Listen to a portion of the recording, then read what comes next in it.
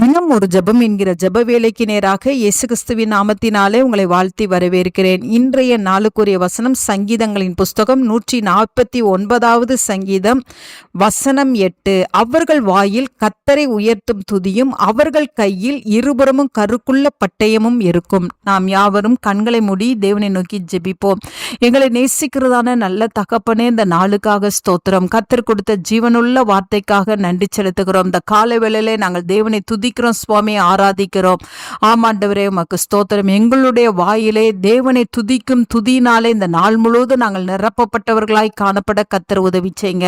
இந்த நாளிலே மாத்திரமல்ல, எங்களுடைய ஆயுள் உள்ளவரும் நாங்கள் கர்த்தரை எக்காலத்திலும் ஸ்தோத்தரிக்க எங்களுக்கு உதவி செய்யுங்க ஆண்டவரே.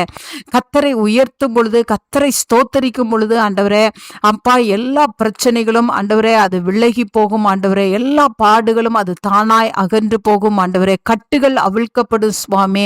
ஆமாண்டவரே, தேவனை நாங்கள் உயர்த்தி ஆராதிக்கிற கிருபையை தாங்க, உயர்த்தி பாடுகிற கிருபையை தாங்க, உயர்த்தி உம்மை துதிக்கிற கிருபையை தாங்க. வேத வசனத்தை வைத்து நாங்கள் துதிக்கட்டும் சுவாமி. கர்த்தர் எங்களுடைய வாழ்க்கையில செய்த நன்மைகளை எண்ணி நாங்கள் துதிக்கட்டும் ஆண்டவரே. தாவீது துதித்தது போல நாங்கள் துதிக்கட்டும் சுவாமி. அப்பா, உமக்கு ஸ்தோத்திரம். பவுல் தேவனை துதித்தது போல நாங்கள் துதிக்கட்டும் சுவாமி. அன்னாள் கர்த்தரை துதித்தது போல நாங்கள் துதிக்கட்டும் ஆண்டவரே.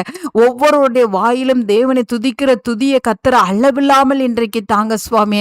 சூழ்நிலையிலே துதிக்கிற கிருபையை தாங்க. போராட்டமான சூழ்நிலைகளை தேவனிடத்துல துதிக்க ஆண்டவரை கற்றுக்கொள்ள கர்த்தர் உதவி செய்யுங்க. அப்பொழுது உம்முடைய பிள்ளைகளுடைய சூழ்நிலையை மாற்றி போட்டு உம்முடைய பிள்ளைகளை சமாதானத்தினாலும் சந்தோஷத்தினாலும் நீங்க நிரப்புவீங்க. உமக்கு ஸ்தோத்திரம்.